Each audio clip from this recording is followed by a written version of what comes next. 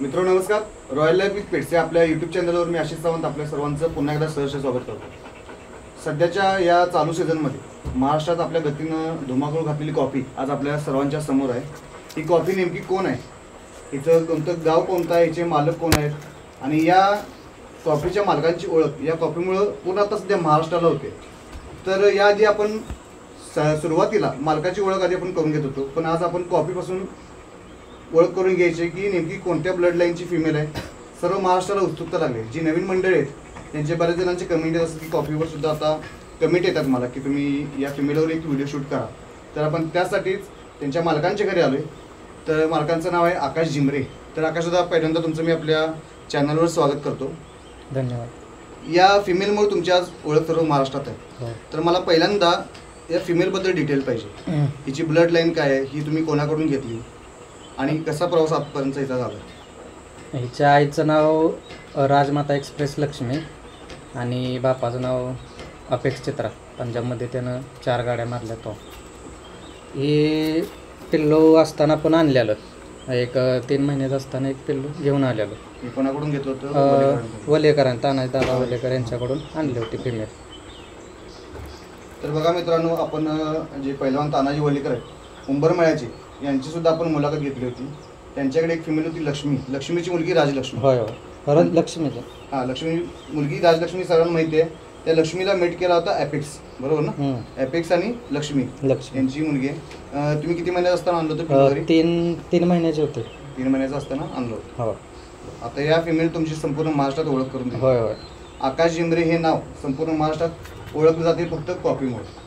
तर आता आकाश दादा, तुम्ही ही ओळख झाली कॉफीची. आता तुमची स्वतःची ओळख सांगा. तुमचं पूर्ण नाव काय आहे, गाव, तालुका, शिक्षण आणि व्यवसाय काय नेमकं? माझं नाव आकाश प्रकाश जिमरे, राहणार जकीनवाडी, तालुका कराड, जिल्हा सातारा.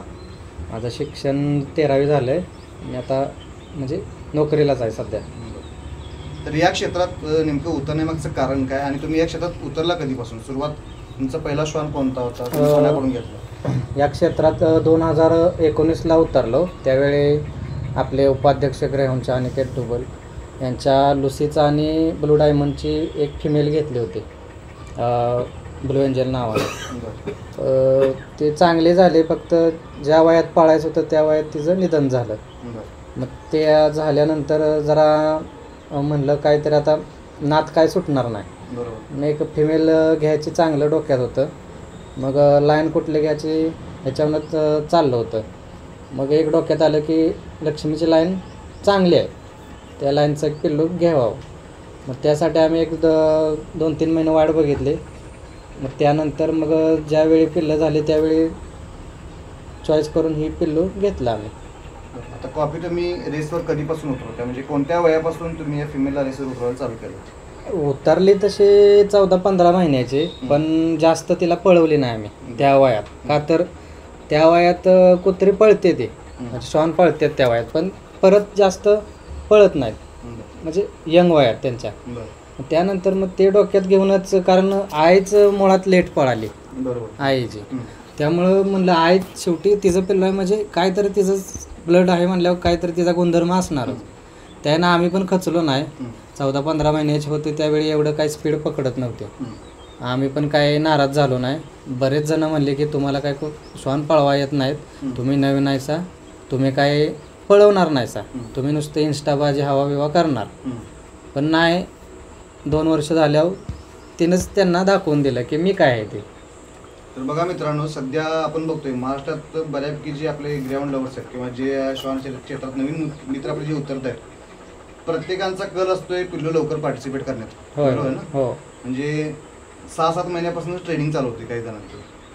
पण सुरुवातीला फक्त शिकून ठेवणं हा भाग वेगळा आणि रेसवर पार्टिसिपेट करणं हा भाग वेगळा. तर बऱ्याच जणांचे श्वान मी बघितलेत की वयाच्या 18-19 महिने किंवा 2 वर्षाच्या आसपास चांगले पळतात आणि त्यानंतर पुन्हा स्पीड कमी येते किंवा त्यांचा परफॉर्मन्स पूर्ण कमी येतो. पण आकाश दादा या क्षेत्रात नवीन असून सुद्धा त्यांनी सुरुवातीला जी फिमेल रेसवर काढण्याचा त्यांचा जो हेतू होता तो फक्त शिकवण्यापुरता होता. सुरुवातीला फक्त शिकवून घेणं आणि त्यानंतर फिमेल जशी मॅच्युअर झाली, म्हणजे जवळपास 2 ते 2.5 वर्ष. आणि मी बघितलंय की महाराष्ट्रामध्ये 2 ते 2.5 वर्षाची बऱ्यापैकी सर्व श्वान 2 वर्षानंतर चांगला परफॉर्मन्स देतात आणि कंटिन्यू परफॉर्मन्स देतात. त्यामुळं प्रॉपर वयात फिमेल रेसवर काढणं हे सुद्धा तितकंच महत्त्वाचं आहे, जे आकाशदादांनी केले. आणि त्याचा रिझल्ट आज सर्वांना बघायला मिळतोय. बऱ्यापैकी नामांकित जे श्वान आहेत महाराष्ट्रात पळणारे त्या सर्वांना हरवून तिनं सध्या रणरागिणी एक्सप्रेसवरनं सध्या महाराष्ट्रात सोपं नाही आहे. त्याला बऱ्याच नियम आणि अटी आहेत. या बऱ्याच नियम आणि अटी या सर्व यांच्या थ्रू पळून तिनं सध्या मला वाटते सलग 4 मैदानं 1 नंबर केला. सलग 5 झाले. हा, त्यातलं सलग एका मैदानाला नोंद कमी होती. पहिला नंबर केलाच तिथं, पण ते ग्राह्य धरलं नाही ना आपल्या एमजे बसत नाही. त्यामुळे नियमावलीत बसत नसल्यामुळे ते एक मैदान फक्त जरी ग्राह्य धरलं नसलं तरी पण पुढच्या मैदानात बाजी मारून आता सलग 4 मैदानं झाली आणि त्यामुळे रणरागिणी एक्सप्रेस हा किताब आता सध्या कॉपीला मिळाला. महाराष्ट्र चॅम्पियन सुद्धा महाराष्ट्र चॅम्पियन पण झाली. तर आकाश दादा, आता सर्वांच्या नजरेत कॉपीचं यश तर सर्वांना दिसते, पण या यशामागे तुमची नक्कीच काहीतरी मोठी मेहनत असणार आहे. बिन मेहनत घेता कोणाचा श्वान यशस्वी होत असेल या क्षेत्रात असं मला तर काय वाटत नाही. तर तुमची या क्षेत्रातली कॉपी बरोबरची सुरुवात कशी झाली? सुरुवात लहानपणापासून त्याचे म्हणजे 8-9 महिन्यापासून आम्ही तिला व्यायाममध्ये घेतले. पण रेसवर गेल्यावर काय पहिल्या राऊंडला दुसऱ्या राऊंडला बाहेर पडायची माझ्या. त्यावेळी काय आम्हाला एवढं नॉलेज नव्हतं की काय केलं पाहिजे, नक्की किती व्यायाम दिला पाहिजे किंवा डाएट काय पाहिजे, तिचं वजन किती वजनात पळेल हे काय माहीत नसल्यामुळं त्यावेळी मार खायचो. पण त्यातनं परत शिकत गेलो हळूहळू पुढं. पण त्यावेळी तिचं वय पण तसं नव्हतं पळायचं. म्हणलं हळूहळू जाईल पुढं. तुम्ही सुरुवात कधीपासून केली? तिचं काय वय होतं ज्यावेळी तुम्ही तिला ट्रेनिंग आणि कसं ट्रेनिंग चालू केलं होतं? मला वाटतं 12 महिन्याची होती त्यावेळी. त्यावेळी तिला म्हणजे रेसलला पण पळाली, पण ती वजनामुळं किंवा तिचं वजन कमी जास्त असल्यामुळे ती 2-3 राऊंड नंतर जरा घरी सुरुवातीची प्रॅक्टिस म्हणतो म्हणजे घरी तिला पहिला ट्रॅक देणं अशा गोष्टी तुम्ही सुरुवातीला घरीच केल्या की डायरेक्ट रेसला नेलं? आपल्या इथं ट्रॅकच नाही मुळात, बऱ्यापैकी बाहेरच जातो आम्ही. रेसललाच मुळात जास्त तिला हे केलं का तर पब्लिकच्यात पळायला तिला पब्लिकची मुळात पहिल्यांदा सवय लागली की पब्लिक कसं आहे आपलं महाराष्ट्र पब्लिक बरोबर आत येतं. त्यामुळे पहिल्यांदा तिला पब्लिकची सवय लावली की पब्लिकमध्ये पळवली माझी किंवा इथं म्हणा आपल्या इथं की आपल्या गावठी कुत्र्यांच्यातनी सारखे असायचे ते किंवा डीजे विजे लावला की त्या ठिकाणी मी न्यायचो तिला, जेणेकरून तिला ती सवय व्हावी, आवाजाची सवय व्हावी किंवा पब्लिकची सवय व्हावी, पब्लिकमधनं पण माझी पळावी. ह्याची मी पहिल्यांदा तिची ती भीती मोडली तिची की जरी कोणी आवाज केला तरी ती भिली नाही पाहिजे पळताना, तिच्या त्या ह्याच्यातच पळाली पाहिजे. त्यातनं तुमच्या आता या क्षेत्रात उतरलाय तुम्ही, आता या यशापर्यंत तुमचे बरेच चढ उतार असतील. हे चढ उतार नेमके कोणत्या पद्धतीने तुमच्याकडे? काय ज्यावेळी पळत नव्हते त्यावेळी टीका करणारे पण खूप होते की कशाला घेतलं एवढं पैसे, कशाला दिलं, काय गरज होती का पिल्लं घ्यायची, आपलं नाही हे क्षेत्र, दुसरं काहीतरी बघायचं. त्यावेळेला फॅमिलीकडनं सपोर्ट कसा होता? फॅमिली पहिल्यापासून म्हणजे पप्पासनी पहिल्यापासून नाद होताच आणि मम्मीचा तर पहिल्यापासून सपोर्ट आहे, मम्मीचा आणि बायकोचा. फॅमिलीत काय प्रॉब्लेम नाही, त्यानेच तिला घेतले मुळात. मला घरून चांगला सपोर्ट आहे? होय, घरातला सपोर्ट असल्याशिवाय ही गोष्ट होतच नाही.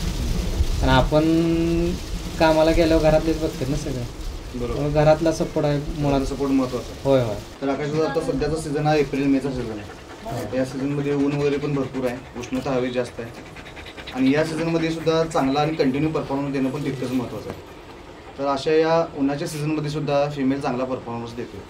तर याच्यामागं तुमचा त्याचा एक्सरसाइज म्हणा किंवा डाएटचा प्लॅन काहीतरी ठराविक प्लॅन असेल हो, तर तो प्लॅन कसा काय? एक्सरसाइज म्हणजे सकाळचं कमीत कमी मला वाटतं म्हणजे अंतर आम्ही मोजत नाही, तिला जेवढा सूट होतो तेवढा व्यायाम आम्ही देतो. भले 4-5 किलोमीटर होईल, 6 किलोमीटर होईल, 3 होईल, जसा तिला जेवढा सूट होईल आपल्याला कळतंच बाबा तिची कॅपॅसिटी संपत आली. कशा पद्धतीने व्यायाम देतो? व्यायाम गाडी मागून पण असतो, चालत पण असतो, असा वेगवेगळाच असतो. असा एकसारखा व्यायाम आम्ही कधी तिला दिलाच नाही. आणि डाएट म्हणायला गेला तर सकाळी व्यायाम करून आल्यावर 3 अंडे असते ती उकडलेले, दही असतं आणि परत मग दुपारी ताक असतं आणि संध्याकाळी मग म्हणजे माझं खाणं जरा संध्याकाळचं वेगळं आहे, बाकीचे काय घालतात मला माहीत नाही, पण मी गाजर बीट हे संध्याकाळी देतो. थोडंसं चिकन असतं, आत्ता चिकन कमी केलं, त्यात गाजर असतं, बीट असतो, पालक असतो, भाकरी चपाती जास्त मी घालतच नाही. भाकरीमध्ये तर कशाची भाकरी वापरते? ज्वारीची आपली. म्हणजे सकाळच्या जेवणात दही आणि अंडी दही असतं आणि ताक दुपारी ताक असतं. हो, संध्याकाळी भाकरी. हा जरा तुमचा आता समजा हा आता सीझन चालू आहे रेसचा म्हणून शिजवून खावा. हा पुन्हा बदलतोय काय पावसाळ्यात वेगळा हो असतो बदलतो किंवा कसं बदलतो काय? त्यावेळी काय असतं प्रत्येक काय? रेसला. पावसाळ्यात काय जरा उष्णच घालतो कारण वातावरण जरा थंड असतं. थंड असतं त्यामुळे जरा उष्ण 2 टाईम मग चिकन असतं. बरं. आणि हिवाळ्यात पण 2 टाईम घालतो. हम्म. उन्हाळ्यात तेवढं जरा उष्णतेमुळं एकच टाईम घालतो, ती पण थोडं जास्त नाही घालत. तर आता सध्या तुम्ही रेसवर उतरताय, ज्या रेसवर तुम्ही आता सध्या उतरलाय त्या प्रत्येक रेसवर पहिलाच नंबर झालेला आहे फिल्मचा. हो. तर रेसवर उतरण्यापूर्वी अशा काय गोष्टी तुम्ही बघताय आणि त्या रेसवर पार्टिसिपेट करताय? त्या बक्षीस बघताय, ट्रॅक बघताय, की कोणत्या अशा गोष्टींवर तुमचा फोकस जास्त असतो की आपण त्या रेसवर पार्टिसिपेट झालं पाहिजे? बक्षीस कधी बघितलंच नाही आम्ही किती आहे. आम्ही ट्रॅक बघतो अगोदर महत्त्वाचा. आणि काय काय म्हणजे रेस घेणारे पण आपले मित्र असतात, त्यांच्या शब्दाखातीर पण पळायला लागतं. बरं. मग ट्रॅक कमीत कमी 120 तरी असतोच बऱ्यापैकी, 100+ असतो. मग मित्रांच्यासाठी पण पळायला लागतं. आणि जायच्या अगोदर काय तिला 1 दिवस रेस्ट देतोच आम्ही. बरं. आणि ती जर फ्रेश वाटली तरच पळवतो, नाहीतर नाही पळवत. काय खासियत आहे फिमेल असं तुम्हाला वाटतं? Female-ला- रेसवर गेल्याची तिची काय खासियत असं वाटतं की खासियत फिनिश हां. फास्ट मारते की स्टार्ट चांगला आहे? स्टार्ट जरा स्लोच आहे तिला, हं. पण फिनिशला चांगली पळते Finishला असं चांगली म्हणजे. हां, बाकीचे म्हणतात मला, कारण मी खालीच असतो त्यामुळे मला वरचं काय कळत नाही हं. वर किती पळते. पण बाकीचे पब्लिक म्हणा किंवा वर जे आमचे जेवलग मित्र असतात ते सांगतात की फिनिशला चांगली पळते. किती मीटरच्या ट्रॅकवर चांगला परफॉर्मन्स देते female सध्या? 120 मीटर 100+ला पळतेच ते. आणि काय वजनावर पळते तुम्ही? आत्ता 28 वजनावर पळते, 28 kgला. कोणता ट्रॅक लागतोय? रफ ट्रॅक लागतोय, मूव ट्रॅक लागतोय? काय? ही जी तीच खासियत आहे की तिला कसलाही ट्रॅक सूट होतो, म्हणजे दोन्ही ट्रॅकवर कसला पण द्या. खरट्यात पळते, मऊमध्ये पळते, कटनाला पळते, सगळ्या ट्रॅकला पळते ते. तर बघा मुळात मित्रांनो, अपेक्षा पिलांमध्ये जे एक खासियत आहे, बरोबर असं तुम्हाला वाटतं? होय होय होय. कारण महाराष्ट्रात सध्या आता आपण एक थोड्या दिवसांपूर्वी आमचं बोलणं झालं होतं, जे अपेक्षे मालक आहेत अतुल शेठ पवार यांच्यावर आपलं बोलणं झालं होतं.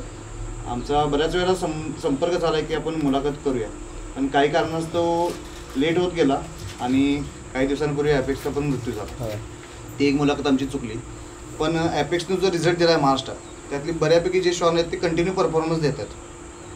म्हणजे असं नाही की 1 सीझन पळतात किंवा 2 सीझन पळतात. जसा अपेक्स पंजाबमध्ये पळाला आहे, जसे त्याने 4 मोटरसायकल पंजाबमध्ये विन केलं आणि बऱ्याच रेसमध्ये त्याने फायनल जिंकलेलं आहे, त्याच पद्धतीने पिल्लंसुद्धा परफॉर्मन्स देतात. अपेक्षी रफ टफ पिल्लं आहेत, भविष्यात पण त्यांच्या जे ऑफस्प्रिंग आहेत त्यांचा पण रिझल्ट चांगला आहे.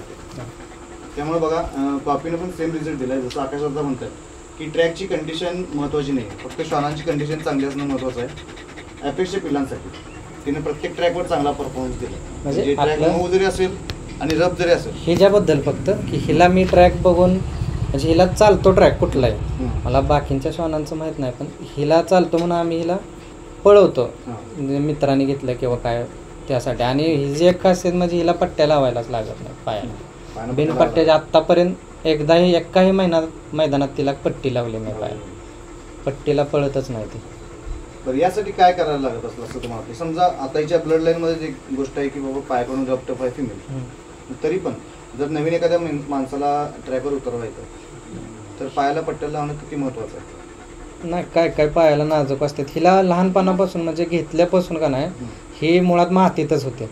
मातीत आणि म्हणजे मला फोकस करायचं की आपण काळजी सुरुवाती पण तशी घेतली की त्याला जास्तीत जास्त करून होय होय रफ जो एरिया आहे तिथं आपल्याला ठेवायचं, जेणेकरून पाय मजबूत होतो. मजबूत मातीतच होते. आणि व्यायाम पण 99% तिला मातीतलाच आहे.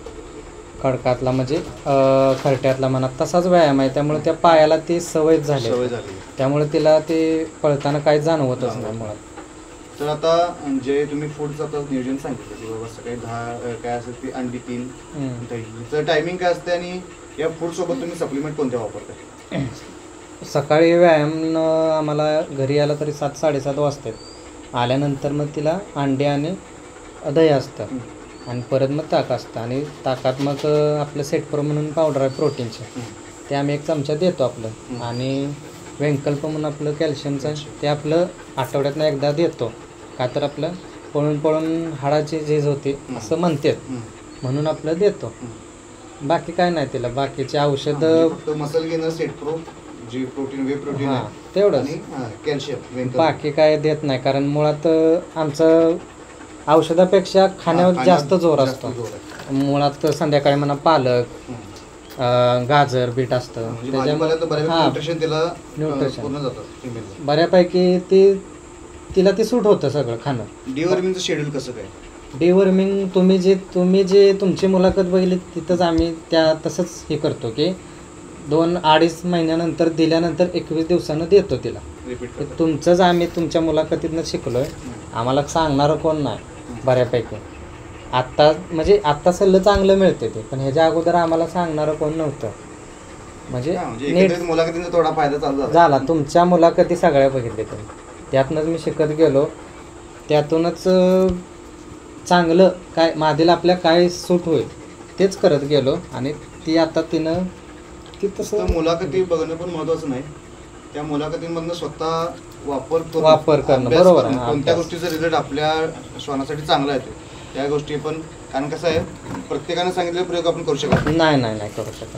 आपण थोडाफार अभ्यास करून त्यातनं की बाबा होय, होय. या सप्लिमेंटचा किंवा या एक्सरसाइजचा किंवा या डाएटचा आपल्या श्वानाला उपयोग होतोय का नाही होय, होय. अभ्यासापूर्वच कळणार आहे आपल्याला. प्रत्येकाच्या श्वानाला काय सूट होतंय सूट होतो काय ते महत्वाचं आहे. बरोबर आपल्याला जे होतंय ते दुसऱ्याला वेळी सांगतात. सांगता येईल.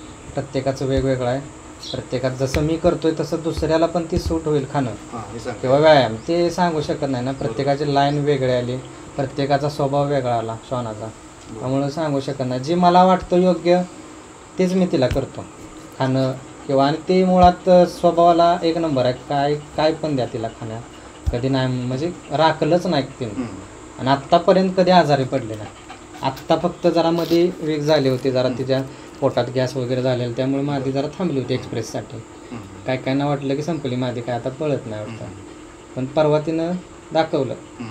परवा पण मैदानात कॉम्पिटिशन टपच होते आणि एक्सप्रेससाठी अडवायला पण जास्त जण होते.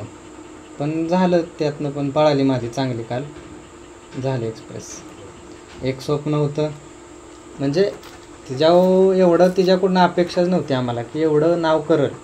आमची फक्त एकच अपेक्षा होती, कुठल्या तरी मैदानात 1 नंबर व्हावा तिच्याकडून. तुमच्या एक्सपिरियन्सच्या दृष्टिकोनातून जर बाहेर गेलं तर एकदम चांगले यश मिळाले. हो, अतिशय म्हणजे योग्य पद्धतीने यश मिळाले म्हणते नाही. आत्ता एक्सप्रेस करणं तुम्हाला पण माहित आहे, बरोबर, कुणाचं काम नाही. आत्ता एक्सप्रेस ज्यांची झाली त्यांना माहित आहे कशी झाली ते, किती कष्ट. कॉम्पिटिशन काय आहे, कॉम्पिटिशन किती आहे. महाराष्ट्रात एकापेक्षा एक इम्पोर्ट जनरल आहे. होय होय होय. एकापेक्षा एक चांगली पिल्लं पळवणार आहेत. आणि बऱ्यापैकी आधीसारखं नाही की ठराविक श्वान नंबर व्हायचे किंवा ठराविक मालकांचे श्वान नंबर होते, असं सुरुवातीला होतं माझ्या मते 2015, 2016, 2017 पर्यंत. पण सध्या 21, 22, 23 पासून तर कॉम्पिटिशन भयानक वाढले, खूप वाढले. प्रत्येक जण अभ्यास करतोय, प्रत्येक जण इम्पोर्टचे श्वान मेट करतोय. इंडियन जरी मेट करत असेल, इम्पोर्ट जरी मेट करत असेल, प्रत्येकाकडनं चांगला परफॉर्मन्स लोक करून गेला. त्यामुळे या कॉम्पिटिशनमध्ये एक्सप्रेस होणं सोपं नाही. आणि इतक्या जलदगतीने एक्सप्रेस होतात. आणि या उन्हाळ्यात असल्या उन्हात पळणं सुखाचं नाही खरंच.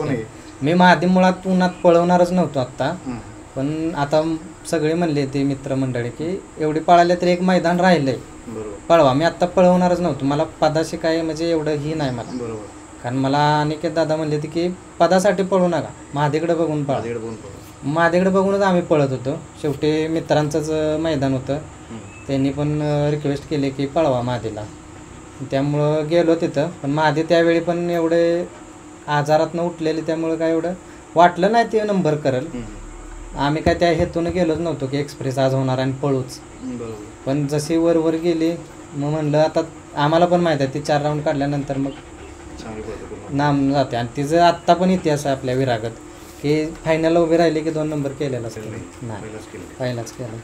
तर दादा सध्या तुम्ही रेसवर विजय मिळवत आहे, पण सुरुवातीला ज्यावेळेला तुम्ही नवीन होता किंवा सुरुवातीला जरी कॉपी पार्टिसिपेट करत होती, जसं तुम्ही म्हणाला की 1-2 राऊंड काढत होती फिमेल, त्यावेळेचा तुमच्याकडे बघण्याचा दृष्टिकोन लोकांचा आणि आता सध्याचा बघण्याचा दृष्टिकोन किती तफावत वाटते तुम्हाला?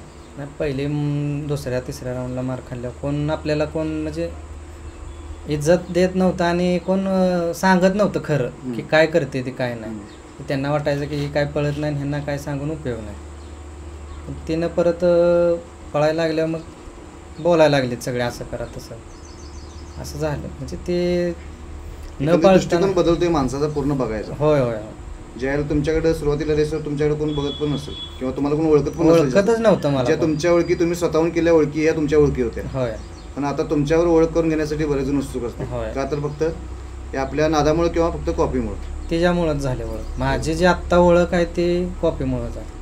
आता कॉपीच्या यशामागं फक्त तुमचीच नाही तर तुमचा जो पूर्ण ग्रुप तुम्ही एकत्र ग्रुप काम आमचा. करताय हो.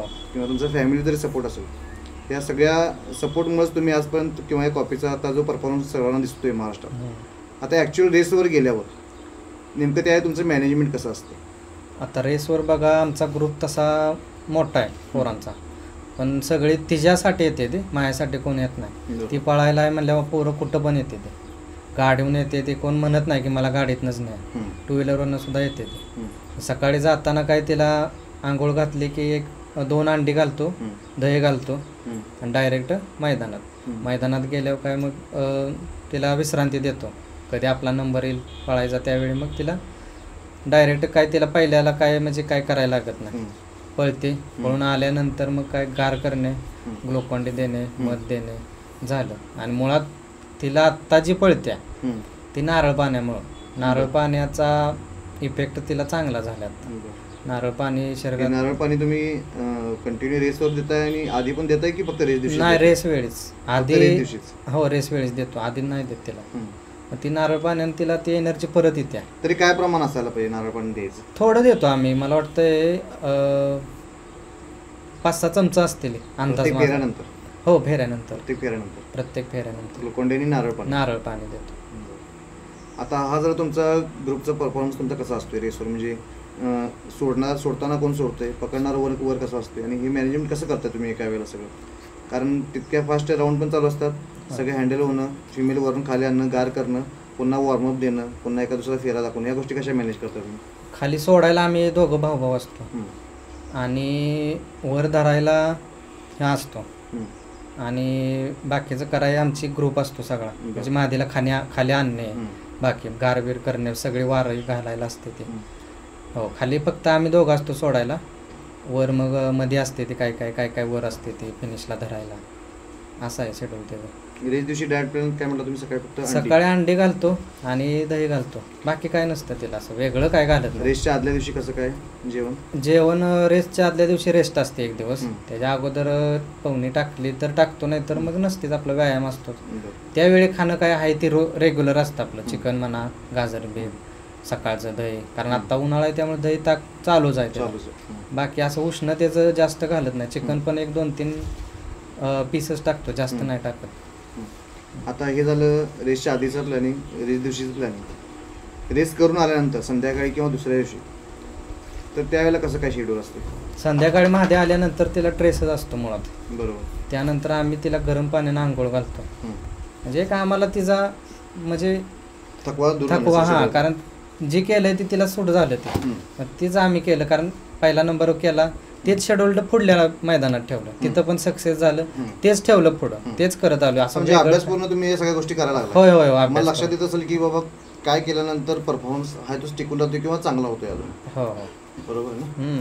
काय म्हणजे कसं असते तुमचं? संध्याकाळी आली, मध्ये आली की तिला गरम पाण्याने सगळं पाय बी शेकून घेतो, धुतो तिला गरम पाण्याने, सगळा ट्रेस घालवला की तिला एक हलकं अन्न म्हणून आपलं संध्याकाळी आहार, कारण ट्रेस झालेला असते सगळा शरीराला, पण ताक आपलं घालतो, ताक भाकरी, त्यात आपलं प्रोटीनची पावडर वगैरे तिची ती देतो. झालं त्या दिवशी काय नाही. मग त्या दिवशी तिला पूर्ण रेस्ट, संध्याकाळी 9 वाजल्यावर सकाळी 7 वाजेपर्यंत तिला काही करत नाही. आणि उद्या दिवस पण तिला रेस्टच असते. रेस नंतर दुसऱ्या दिवशी पण पूर्ण आराम? हो, पूर्ण आराम असतो तिला. फक्त आपल्या फिरवतो फक्त आणतो, बाकी काय नाही तिला. त्यानंतर व्यायाम पुन्हा चालू परत चालू. हा, परवा दिवसापासून 1 दिवसानंतर पुन्हा व्यायाम चालू.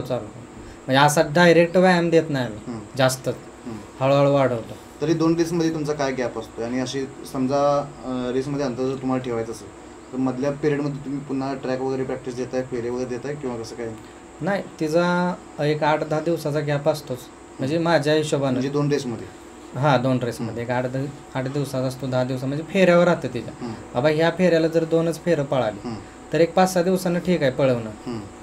माझ्या उद्देशानं म्हणजे तिला जे सूट होतंय बाबा 8-10 दिवसानं ती चांगली पळते, मग तेच आम्ही कंटिन्यू ठेवतो, वेगळं काय करत नाही. बाबा आपल्या मातीचं आपल्याला खोड माहीत आहे, 4 दिवसानं काढली तर ती पळणार नाही, 8 दिवसानं काढली तर पळते चांगली. मग तसंच तिला केलं, ती सक्सेस झालं आमचं. हे सगळ्यात महत्त्वाचा मुद्दा आहे मित्रांनो. बघा, तर बऱ्यापैकी आपले जे मित्र आहेत ते श्वानाच्या म्हणजे स्वभाव म्हणतोय किंवा त्याची इच्छा नसताना सुद्धा पळवण्याचा प्रयत्न करतात. नाही ते चुकीचं आहे. म्हणजे आज समजा 3-4 फेरे काढले तर पुढचं मैदान हलकं लागलं तिथं नोंद कमी असत हां किंवा एवढं कॉम्पिटिशन असणार नाही या दृष्टिकोनानं पुन्हा 3-4 दिवसात पुन्हा रेसवर पार्टिसिपेट नाही आम्ही तसं कधी केलंच नाही की हलके लागतील नोंद कमी होईल जावं तिथं. आपल्याला जे वाटलं की बाबा आपली मादी फ्रेश आहे मग ते कुठं पण मैदान पडू बरोबर. त्या मैदानात आम्ही पळतोच. असं काय नाही की इथं एकंदरीत श्वानाचं त्यावेळेचा मूड बघून आपण रेसवर भले पार्टिसिपेट करणं पण महत्वाचं आहे. 4 दिवसानं गाडी लागून द्या. हम्म. मी नाही पळवली मादी त्यावेळी. बरोबर. आपली ह्याला लागली निरा वागजला कारण मादी पळालेली 12 तारखेला. बरोबर. 17ला लगेच मी पळवलीच नाही. हम्म. डायरेक्ट 19ला पळवली तिथे 1 नंबर एक नंबर झाला. झाला. 17ला पळवली असती तर मादी पळली असते पण 4-5 राऊंड जो नंतर परफॉर्मन्स तुमचा आधी देत होती हां, तो तसं. मिळेल सांगता येत नाही. मग असं आहे ना म्हणजे तिचं बघूनच मी पळवतो. असं काय नाही मला बक्षीस महत्वाचं आहे. बक्षीसाठी आम्ही कधी पळलोच नाही किंवा आम्ही असं ठरवलंच नाही की आज 1 नंबर करायचं. आमचं फक्त तिच्याकडे लक्ष असतं. जेवढी पळेल तेवढं तिला ती सगळं आम्ही ही केल्यामुळंच ती पळते. तर आकाशात आता जवळपास 3-4 वर्ष या क्षेत्रात तुम्ही काम करताय. नंबर तर तुमच्याकडे आता सध्या व्हायलाच लागेल पण तरी सुद्धा आता नंबर होताना असू दे किंवा सुरुवातीला असू दे आता तुमचा असा क्षण असेल की जो तुम्ही विसरू शकत नाही किंवा आपण म्हणजे अविस्मरणीय क्षण असतो या क्षेत्रात असा कोणता क्षण तुम्ही सांगू शकता? आत्ताचाच एक्सप्रेस झाली तो क्षण म्हणजे काही काहींचं स्वप्न असतं. बरोबर. तो क्षण कधी नाही विसरणार. त्या महाराष्ट्र चॅम्पियन होणं सुद्धा सोपं नाही हो. पण डायरेक्ट एक्सप्रेस होणं हे त्याच्यापेक्षा अवघड काम आहे. आमची अपेक्षा नव्हती की आपण एवढं नाव करेल पण आम्ही म्हणलं कुठल्या तरी एका मैदानात नंबर झाला म्हणजे बास पाहिला पण ती अपेक्षेपेक्षा जास्त पळाली. या गोष्टीसाठी जिद्द आणि चिकाटीमध्ये तितकीच महत्वाची. तितकीच महत्वाचं आहे. या आणि जिद्द आणि चिकाटीवर मला तुमच्याकडनं म्हणजे एक थोडक्यात ऐकायचं आहे की इतक्या वर्ष तुम्ही हार पण मान्य केली होती. होय बरोबर आहे आणि सध्या तुम्ही जिंकताय पण जिंकल्यानंतर सुद्धा तुमचे पाय हवेत नाही ते मला तर असं वाटते. तर या गोष्टीवर काय सांगायचं म्हणजे तुमचं स्वतःच नाही म्हणत मी समोरच्या समजा जे नवीन या क्षेत्रात उतरत आहेत तुम्ही पण जुने नाहीत नवीन आहे 2019 म्हटल्यावर आता 3-4 वर्षात तुम्ही एक क्षेत्रात काम करताय. तर कसा परफॉर्मन्स जर एखाद्या फील्ड किंवा मेल चांगला परफॉर्मन्स देत असेल तर त्या माणसाची वागणूक सध्या आपण बघतोय बदलते लक्षात येते पटकन प्रत्येक. तर मला तुम्हाला भेटल्यानंतर असं कधी वाटलं नाही तर या गोष्टीबद्दल काय सांगू शकतो? ज्यावेळी मी घेतली माझी त्यावेळी ठरवलेलं की कुठंतरी नाव व्हावं आपलं थोडंफार पण प्रामाणिकपणे व्हावं. आपल्याला कुठं 2 नंबर करून नाही किंवा काय करून नाही कोणाची भांडून नाव करायचं नव्हतं. मी आमच्या ग्रुपला पण सांगितलेलं भले निकाल आपल्याला दिवागर न दे शेवटी पंच म्हणजे परमेश्वर त्यांचा निकाल तो अंतिम निकाल. आम्ही कधी भांडायवर गेलो नाही ते आमचा निकाल असून दिला नाही. त्यामुळं आम्ही आत्तापर्यंत आहे आणि एवढा नंबर करून सुद्धा आम्ही कधी हवेत गेलो नाही किंवा कोणाला ठोकला आणि कोणाला कधीच नाही तसं केलं. माझं पर्सनल अकाउंट आहे तरी पण माझ्या अकाउंटला कधी व्हिडिओ तसा नसतो. वादावादीचा आम्ही मुळात तसलं काय करतच नाही आणि आपण आपल्या परफॉर्मन्स मधून सगळ्यांना दाखवून देतो. होय होय पण असं स्टेटस ठेवणं किंवा काय म्हणतो आपण व्हॉट्सअपला टाकणं किंवा social media through social media नाही करत. माझा अकाउंट आहे तिचं पर्सनल पण कधी तसलं नाही करत कारण कसं आहे श्वानाचा खेळ आहे आपले तोंड बोलून चालत नाही. ती पळालं तर आहे आपला सगळा खेळ आहे तो म्हणजे जीवन जनावराचा खेळ. कधी कोण वर येईल आणि कधी कोण खाली जाईल. होय ते उद्या मी गटाला मार. आत्ता जे माझा जी पळत्या मध्ये आज किती दिवस पळणार अजून 1 वर्ष पळ 2 वर्ष पळ आज ना उद्या मार खाणारच आहे ना. बरोबर. हार पचवायची पण अंगात ताकद पाहिजे तर तुम्ही हा खेळ खेळा खेळू नका कारण कसं आहे ते जनावराचा खेळ आहे. शेवटी आज पळतंय उद्या थांबणार आहे असं नाही की माझं 10 वर्ष पळणार आहे. बरोबर उद्या मार खाणार आहे. आज पळते म्हणून आमचं पाय जमिनीवरच आहे आम्ही काय हवेत आम्हाला आणि आम्ही ती करून बसली सगळं हार पचवून म्हणजे ज्यावेळी माझ्या हारत होती त्यावेळी बी आम्हाला लय ट्रोल केले प्रत्येकाने की तुमचं काम नाही कुत्री पाळवणं तुम्ही ही करूच नका तुमचं म्हणजे नाहीच काय ह्याच्यात नाही. पण त्यावेळी मी ठरवलेलं की काय नाही एक दिवस येईल आपला त्यावेळी हे जे बोलणार आहे ते स्वतःहून माझ्याशी बोलायचे पण मी काय बोललो ना मी माझ्या ह्याच्यावर लक्ष केंद्रित केलं बाबा तिला काय पाहिजे किती वेळ टार्गेट होते तुमच्या जो परफॉर्मन्स आता फिमेल देतो त्यातून तुम्ही फोटो करून दाखवलं. होय होय आणि आत्ता म्हणजे चांगलाच परफॉर्मन्स झाला तिला ह्या आत्ता या 2 महिन्यात सलग 5 मैदान 1 नंबर करणं आता ह्या सीझनला तर कोणी केलेला उन्हाळ्या सीझनला आणि कॉम्पिटिशन सुरू असतं. होय कॉम्पिटिशन मध्ये आता तुम्हाला माहिती आहे किती कॉम्पिटिशन असं नाही की आपण नंबर करणं महत्त्वाचं. कुठं जिथं जास्त शॉन नाही तिथं केल्या जास्त शॉन नाही ते मैदान आम्ही ग्राह्य धरलंच नाही ना. आता बनंगला नोंद कमी होती पण तिथं कॉम्पिटिशन पण तशी होती तरी पण तिनं 1 नंबर केला पण ते मैदान धरलं नाही तरी पण एक्सप्रेससाठी ते ग्राह्य धरलं नाही नाहीतर मागच पडळकरवाडीलाच एक्सप्रेस झाली. आणि आता ही पदवी म्हणजे स्वतः बोवाज म्हणलं महाराष्ट्र चॅम्पियन पण झाली आणि एक्सप्रेस पण झाली ती काय आपण स्वतःहून दिली नाही हे आमचं महाराष्ट्र चॅम्पियन महाराष्ट्र ग्राउंड असोसिएशनची त्यांच्या नियमानुसार त्यांच्या नियमानुसारच माझे एक्सप्रेस झाल्या किंवा आपण स्वतःहून म्हणलं नाही की माझी एक्सप्रेस झाली. प्रकाशदा सध्या या क्षेत्रात मार्गदर्शन करणारे किंवा सल्ले देणारे भरपूर मित्रमंडळी प्रत्येकाचा सल्ला मार्गदर्शन आपण घेतच असतो. प्रत्येकाकडनं योग्य सल्ला येईल आणि मार्गदर्शन येईल ते आपल्याला सांगू शकत नाही. आपला अभ्यास पण तितकाच महत्त्वाचा आहे. तर मार्गदर्शकच निवडावं कसा या गोष्टीवर जर विचार करायला गेला तर तुमच्या दृष्टिकोनाने एखादा मार्गदर्शक आपण कसा निवडला पाहिजे? मार्गदर्शक चांगला असावा जेणेकरून सल्ला आपल्याला योग्य दिला पाहिजे. नाहीतर आपल्याला एक द्यायचा म्हणजे आत्ता ह्या क्षेत्रात तुम्हाला माहीत आहे कुणाचं कुणाला बघवत नाही. त्यामुळं हे जी मादी कशी बाद होईल असे करणारे पण भरपूर आहेत. पण आत्ता ह्या क्षेत्रात मार्गदर्शन आत्ता ह्या मादेला आपल्याला चांगलंच मिळाले. त्या हेतून मार्गदर्शन तसा पाहिजे की आपल्याला बी ती पटलं पाहिजे काय नाही माणूस चांगला आहे असा मार्गदर्शक असावा का म्हणजे कळलं आपल्याला फायदा होईल आणि आपल्याला योग्य होय होय केलं पाहिजे. आपण म्हणजे त्याचा पण आपल्यावर विश्वास पाहिजे आणि आपला पण त्याच्यावर विश्वास पाहिजे. आणि एक बघा मार्गदर्शक जो समोरचा माणूस आहे प्रत्येक वेळेला योग्य सांगेल किंवा त्यानं दिलेला जो सल्ला आहे तो आपल्या श्वानाला सूट होईल तर सांगता येत. होय त्यानं दिलेल्या सल्ल्यानुसार आपण अभ्यास करणं पण तितकंच महत्त्वाचं आहे. बरोबर आहे ना. एखादा सल्ला आपल्याला मिळाला आता समजा तुम्ही मला सांगितलं की नारळ पाणी नारळ पाण्याचा रिझल्ट माझ्या फिमेलसाठी चांगला. आता मला सांगा नारळ पाण्याचा हा प्रयोग तुम्हाला कोण सांगितलं? मुलाखतीतनंच मी बघितलंय आणि दादाने मुलाखतीत बोललेलीत की नारळ पाणी बेस्ट आहे. आम्ही एकदा प्रयोग केला सक्सेस झाला तेच कंटिन्यू चालू ठेवले. आणि दादांची पण तुमची एकदम खास म्हणजे भावासारखेच आहेत माझ्या रोजचा आहे येणं जाणं तुम्हाला त्यांचा सल्ला पण सल्ला. तर बघा मित्रांनो जे आपले महाराष्ट्र ग्राउंड असोसिएशनचे उपाध्यक्ष आहेत अनिकेत डुबल यांची मुलाखत पण आपण 2 वेळा घेतली आहे यापूर्वी. तर अनिकेत दादांनी आकाशदादांना सल्ला दिला होता की बाबा नारळ पाण्याचा उपयोग करून बघा. होय तर तो सल्ला पण तुम्हाला योग्य लागतो. योग्य बरोबर आहे. म्हणजे असे सल्ले समोरच्या माणसाकडून आपल्याला येतात. प्रत्येक माणूस आपल्या वाईटासाठी काय सांगणार असं पण नाही पण त्यांनी दिलेला सल्ला आपल्या कितपत उपयोगाला पडतोय. सल्ला देणारे मला एक 3-4च आहेत पण परफेक्ट देणार आहेत. उदाहरणार्थ अनिकेत दादा रणजित वलेकर इकडे लव बाईटचे मालक रोहित जाधव असतील गणेश शेडगे ते पण भावासारखेच आहेत. आणि इकडं कापरीचे जयवीरू म्हणतो मी म्हणजे राजू निकम आणि सूरज निकम हे आत्ता माझे म्हणजे सल्ले चांगलेच देतात मला. आत्ता महादेची पळत्या ती सल्ला ऐकूनच मी त्यांचं ऐकतो. आमचं सारखं बोलणं होत असतं काय केलं पाहिजे काय नाही. हे माझ्या जीवाभावाचे मित्रच आहेत. ह्यांच्या सल्लाच मी आत्ता ऐकतो. बाकी जास्त कुणाचं मी हे करत नाही.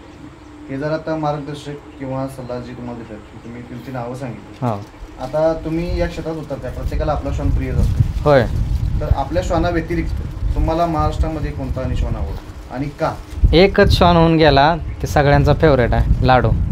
लाडूच म्हणजे आवडतोच. तुम्हाला त्याची आवडली खासियत म्हणजे तो पराजितच होता हारतच नव्हता त्यामुळं ते आवडला. आणि कुत्रा दिसतानाच ॲक्टिव्ह होता. कलर पण त्याचा एकदम वेगळाच होता तांबडा असा म्हणजे एकदम. आणि मला वाटतं महाराष्ट्रात असं कोण नाही की त्याचा फेवरेट नाही. तो 99% लोकांचा तो फेवरेट आहे लाडू. माझा पण होता तो एक्सपायर झाला मी पण रडलो. म्हणजे असा कुत्रा नाही आत्ता चांगला पळाला. बघा मित्रांनो जो आपण लाडूवर पण फोकस केला होता यापूर्वी अमर पाटलांचा आपण पुढच्या सवयीमध्ये जाऊन लाडूवर फोकस करून व्हिडिओ पण केला होता. आणि आपल्या व्हिडिओ नंतर मला वाटते पंजाबला जाऊन नंतर लाडूचं निधन झालं. होय होय 2 सख्खे भाऊ एका वेळेलाच काय ते माझ्यामध्ये 1-2 महिने तिथनं पंजाबला जाऊन नंबर करणं कुणाचं पण काम नाही. कुणाचं पण काम नाही. आणि टॉपच्या शॉनमध्ये त्याने 1 नंबर केला. इम्पोर्ट शॉनानं हरून पहिल्याच रेसवर पहिला नंबर होय. म्हणून तर तो म्हणजे आपला फेवरेट झाला.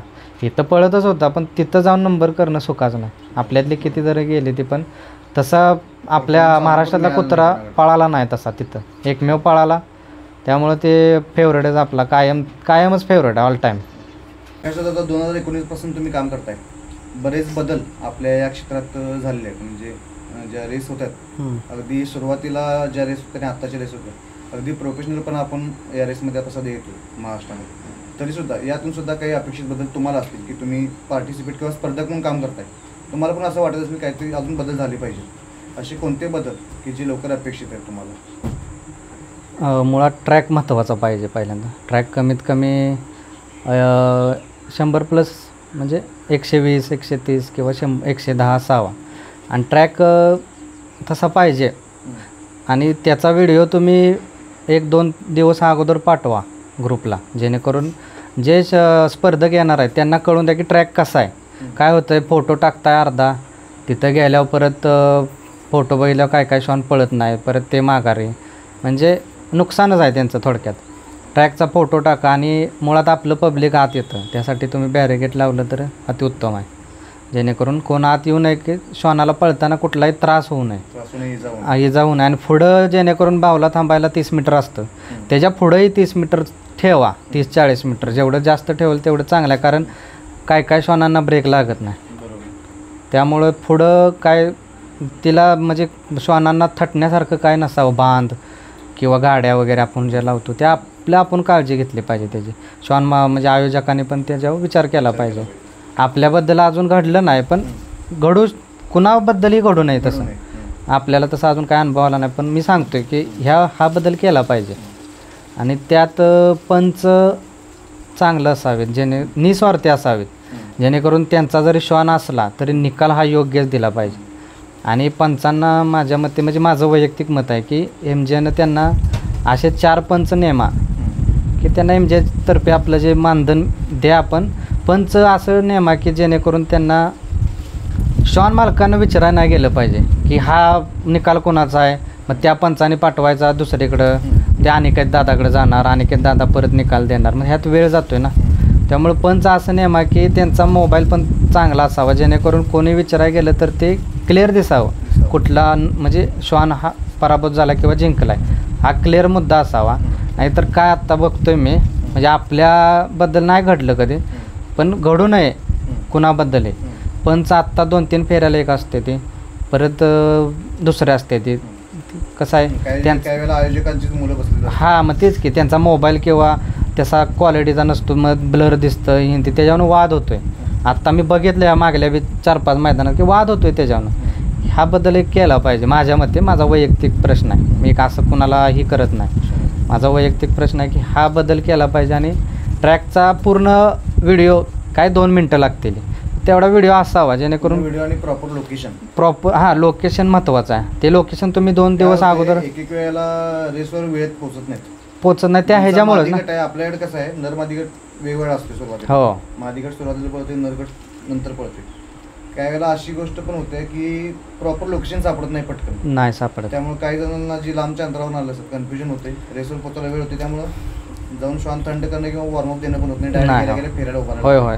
त्यामुळं हा एक मुद्दा मांडायचा आहे. आकाशदादाने एक मुद्दा अतिशय चांगला मांडलाय, तो बघा MJला आकाशदादांचं एक सांगणं आहे किंवा त्यांचं एक मत आहे की ज्याप्रमाणे आपण रेसवर आता जे पंच सध्या असतात त्यातील बऱ्यापैकी पंच कायम रेसवर येणारे असतात, पण काही वेळेला असं होते की 2-3 राऊंड नंतर पंच बदलतात किंवा जे आयोजक आहेत त्यांच्या कमिटीमधील कोणतरी एका दुसरा मुलगा मोबाईल घेऊन बसतोय. तर यापूर्वी सुद्धा एक व्हिडिओ आपला झाला होता, माझ्या मते अनिकेत दादांची इथं आपली चर्चा झाली होती की MJनं जे महाराष्ट्र ग्राउंड असोसिएशन आहे आपलं, त्यांनी एक कॅमेरा उपलब्ध करून द्यावा फक्त रेससाठी, प्रत्येक रेससाठी. एक पाहिजे तर ठराविक माणूस किंवा 1-2 पंच तुमच्याकडून कायमस्वरूपी असावेत की ज्यांना मानधन देईल, नगण्य असू दे, थोडंफार असू दे, पण त्यांनी त्यांचं काम परफेक्ट केलं गेलं पाहिजे. आणि दादांचं असं मत आहे की तो जो पंच बसणार आहे व्यक्ती, त्याला त्या गोष्टीतलं परफेक्ट नॉलेज पाहिजे. होय, म्हणजे त्याला सर्व नियम अटी सर्व माहीत पाहिजेत की जेणेकरून आपल्याकडे आलेले जे निकाल आहेत त्याचा निर्णय त्यांना स्वतः देता येईल. होय, ते निकाल पुढे पाठवणार, त्यानंतर तिकडून निकाल येईपर्यंत इकडे वादावादी पण काही वेळ जातोय, पुन्हा अंतर पडत जाते, रेस लांबते. त्यापेक्षा कसं आहे, भरपूर आपले जे श्वान शर्यत खेळणारी जी मित्रमंडळ आहेत ती लांबून आलेलं असतात, प्रत्येकाला पुन्हा घरी पण वेळेत पोहोचतो. सगळा वाद हा फिनिश लाईनवरचा वाद असतोय. त्यामुळं एकतर MJनं एक कॅमेरा उपलब्ध करून द्यावा किंवा जे पंच आहेत त्यांना थोडंफार मानधन द्यावं, जेणेकरून ते पंच कायमस्वरूपी रेसवर येतील. जे मी म्हणतो 2 नाही 4 नाही 6 करा, पण जे प्रत्येक वेळेला रेसर येतात, आज समजा आज 2 जण आले तर पुढच्या रेसला 1-2 जण येतील. म्हणजे ज्या त्या तालुक्यातले नियम असे की जेणेकरून आता आम्ही कोल्हापुरात जाऊ शकत नाही किंवा इथनं तिथले जे आहे ते जाणकार त्यांना पंच करा की आज हे पंच आहेत असं सांगितलं तरी काय प्रॉब्लेम नाही. ते दिवसभर राहतील तिथं, त्यांना काही MJ तर्फे मानधन दिलं तरी माझ्या अंदाजाने 30-40% वेळ वाचेल. होय वाटचं. जे निकालासाठी जे प्रॉब्लेम होतात निकालाचा जर पंच स्वतः निर्णय व्यवस्थित देत असतील तर अतिशय चांगलं होईल. त्यातला वेळ पण वाचेल आणि योग्य निर्णय होतील, योग्य निकाल येतील, त्यामुळे रेस पण फटफट होय हो. तर दादा आता आपण चॅनल करून जवळपास 2 वर्ष झाले, तरी आपल्या चॅनल बद्दल तुमचं मत काय नेमकं? चॅनल काही त्रुटी असतील तरी त्या पण सांगा आणि चॅनल बद्दल मत पण सांगा. चॅनलमुळेच बऱ्यापैकी आम्ही ह्याच्यात सक्सेस झालो. मुलाखती बघतच शिकत गेलो की म्हणजे आता जाणकार मंडळींची मुलाखती बघितल्या की त्यांनी काय करते, ते कसं असतं काय, कारण आम्ही पण नवीनच आहे अजून. काय आम्ही असं जुनं नाही झालो की 20 वर्षाचा अनुभव, 10 वर्षाचा. आत्ता 2 वर्षात आत्ता मादी पळाले, पण ते बघतच गेलो मी काय करते ते, कसं काय करावं, किती व्यायाम देते ते, काय डाएट काय त्यांचा, त्यानुसारच बघत गेलो. आणि तुमच्या चॅनलनं जास्तच हे झालं. तुमचा चॅनल प्रत्येक व्हिडिओ बघत गेलो, प्रत्येक तुम्ही मुलाखती सगळ्यांच्या घेतल्या त्या, मग प्रत्येकाचा म्हणजे काय अनुभव आहे हे शिकत गेलो. तेच डोक्यात घेत गेलो की काय केलं पाहिजे आपल्याला रेसवेळी, काय नाही, हे काय करते ते काय करते हे बघतच गेलो. त्यामुळं तुमच्या चॅनलचा फायदा नक्कीच आम्हाला झाला आहे. आज 50% का होईना पण ती मादी तुमच्या चॅनलच्या मुलाखतीमुळं बी पळाल्या. होय. आता हे झालं तुमचं मत. आता तुमच्यासारखे अनेक मित्रमंडळी सुद्धा या क्षेत्रात उतरतात, तर त्यांच्यासाठी नेमका तुमचा काय सल्ला असेल? नाही, हा खेळ संयमाचा आहे. ह्यात काय भांडण म्हणजे भांडणाचा खेळ नाहीच किंवा वादावादी काय कुठं काय हे करू नये. शेवटी मुक्या प्राण्याचा खेळ आहे, खेळाप्रमाणेच खेळावा एवढीच इच्छा आहे. हार होत असते, हार झाली तरी ही करू नका जास्त, आणि जिंकलं तरी जास्त ही करायचं नाही. काय जनावराचा खेळ आहे, आज पळते उद्या गटाला पण मार खातो. त्यामुळं नवीन श्वानप्रेमींना एवढंच सांगतो, मी पण नवीनच आहे, असं काय जुना नाही. आम्ही जे केलं म्हणजे जिंकली तरी आम्ही तसंच आहे, हारली तरी आम्ही तसंच असतो. एवढीच इच्छा आहे की सगळ्यांनी असंच खेळावं, म्हणजे कुठं कुणाबरोबर वाद होऊ नये. आपल्याला हे क्षेत्र पुढं जास्त अजून टिकवायचं आहे. आता मला काय हा माझा नाद काय जातच नाही, आता काय झालाच. त्यामुळं पुढे भविष्यात अजून श्वान तयार होणार आपल्याकडं. आमच्यात बदल काय होणार नाही, आम्ही हाय असंच असणार. आम्हाला कुठं म्हणजे वादविवाद आम्ही करत बसतच नाही. निकाल देईल तो पंचांनी आम्ही मान्यच करतो. कधी वेळी भांडाय नाही गेलो वर की आम्हाला निकालाने दिला नाही का, म्हणजे आम्ही पंच म्हणजे आम्ही ते हेच मानतो की पंच म्हणजे परमेश्वर. त्यांनी जो निकाल दिला आहे तो मान्यच पाहिजे आपल्याला. हां, कधी भांडाय जात पण नाही आम्ही. या सर्व गोष्टी झाल्या, त्या क्षेत्रात तुम्ही उतरल्यावर तुम्ही काय कमवलं या क्षेत्रात? नाही, ह्या मादीमुळं आत्ता जास्त नाव पण झालं आणि तिच्यामुळं आज ओळखलं, मला ओळखतं महाराष्ट्र सगळा. ह्याच्या अगोदर मला कोण म्हणजे ओळखत पण नव्हतं. जे आज नाव आहे ते तिच्यामुळंच आहे, महादेमुळंच. आता आपली ओळख पण मला वाटते 4-5 वर्षाची ओळख आहे. होय, आपली ओळख आहे. तुमच्याकडे येण्याचं योग या मादीमुळे आलं. हा तिच्यामुळंच की आपली जी आत्ता मुलाखत होते ती तिच्यामुळेच होती. ह्याच्या अगोदर मी पण तुम्हाला बोलू शकत नव्हतो की या माझी मुलाखत काय माझ्याकडे, म्हणजे तुम्ही न बोलता मी आलो. होय आला म्हणजे काय नाही, ते तिच्यामुळंच आज जी माणसं जोडली ती मी ती सगळी तिच्यामुळं. आणि माझी जी माणसं आहेत आत्ता कॉन्टॅक्टला ती सगळी निस्वार्थ आहेत आणि चांगलीच आहे. ती वाईट सल्ला देणारं मला कोण नाही, चांगलीच माणसं जोडली होती. कारण मी चांगला आहे, मी चांगलाच आहे सगळ्यांच्यावर. त्यामुळं मी सगळी माणसं चांगलीच जोडली. स्वतः चांगलं पण महत्त्वाचं. होय होय होय. मी कोणाशी कधी वाद घातला नाही किंवा भांडलो नाही कोणाशी, कारण मला माहित आहे आपला श्वान प्रिय असते. आपण दुसऱ्या कधी श्वानाला नाव ठेवत मी कधीच ठेवत नाही दुसऱ्या जनावर आहे. त्याच्या जी कंडिशन आहे त्या कंडिशनवर तो पळणार, कधी जिंकल कधी हरल. आपण काय आहे सगळेजण या नादासाठी एकत्र आलोय. ते नाद आपण पूर्ण करू, हसत खेळत करू. मी हारलो तरी ज्या श्वानाकडून हारलो त्याच्याबरोबर बी खुश असतो. उलट आमचं मित्र कधी कधी आमच्याबरोबर आम्हाला पण हरवलेला आहे, पण आम्ही कधी नाश्ता बिष्टा करून येतो. आमचं मनात तसं काय नसतं. पैशांसाठी किंवा आर्थिक गोष्टींसाठी हा नाद कोण केला नाही करत, कोण नाही करत. सगळं आहे ते पाठीमाग आहे. हो, हे काय बघा. दादा आज वेळ दिला, पूर्ण तुमचा ग्रुप इथं हजर आहे. आपण कॉपीला प्रत्यक्ष बघितलं, पण तिच्या भविष्यातील परफॉर्मन्ससाठी माझ्याकडून तुम्हाला शुभेच्छा. धन्यवाद.